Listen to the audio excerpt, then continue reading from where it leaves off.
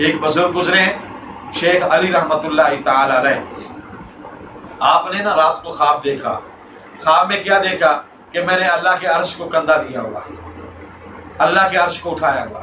صبح آنکھ کھلی، بڑے پریشان، اس خواب کی تعبیر کیا ہے؟ میں نے اللہ کے عرش کو اٹھایا ہوا۔ چل پڑے، کسی صاحب علم سے، صاحب بصیرہ سے پوچھتا ہوں اس خواب کی تعبیر کیا ہے۔ چلتے چلتے دل میں راستے میں خیال آیا کہ علی تجھے کوئی اور نہیں اس خواب کی تعبیر بتائے گا، اگر بتائے گا تو باجزید بستامی تمہیں اس کی تعبیر بتائے گا، چل اس کے علاقے میں، ان کے قدموں میں چل۔ فرماتے ہیں میں چل پڑا، چلتے چلتے جب ان کے محلے میں پہنچا، بستام شہر میں، تو وہاں لوگ رو رہے تھے، لوگوں کا ہجوم تھا۔ میں نے پوچھا یہ کیوں لوگ رو رہے ہیں، اتنی خلقت کیوں کٹھی ہوئی ہے؟ لوگوں نے بتایا کہ اللہ کے ولی باجزید بستامی کا انتقال ہو گیا۔ میں بڑا پریشان ہوا، اتنا لمبا میں نے سفر کیا، دور دراز کے علاقے سے آیا، اللہ کا ولی وصال فرما چکا، میرے خواب کی تعبیر مجھے کون بتائے گا؟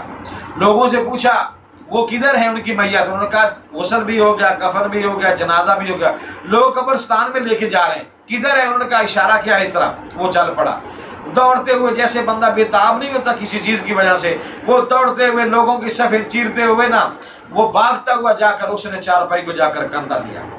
جب چارپائی کو کندھا دیا نا تو حضرت شیخ علی فرماتے ہیں کہ میرے دل میں خیال آیا، باجزید بستامی میں تو تجھ سے مسئلہ پوچھنے کے لیے آیا تھا، میں نے خواب دیکھا کہ میں عرش الہی کو میں نے کندھا دیا ہوا اور مجھے اس خواب کی اور تعبیر کوئی نہیں بتا سکتا تھا، میں نے سوچا آپ کے پاس آؤں گا، آپ بھی مجھے اس خواب کی تعبیر بتائیں گے۔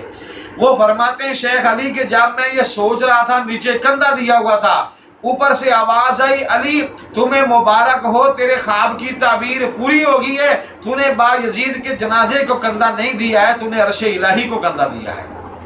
تو میرے بھائیوں، میرے دوستوں، اپنے آپ کو بدلو، راہ راست کے اوپر لے کے آؤ، اپنی اصلاح کرو، اپنے آپ کو نیک لوگوں کے سانچے میں ڈالو، سچے لوگوں کے ساتھ ہو جاؤ، پھر دیکھو اللہ تعالیٰ تمہارے اوپر کیسے مہربانیاں فرماتا ہے، اللہ اپنے فضل و کرم سے کیسے مالا مال فرماتا ہے۔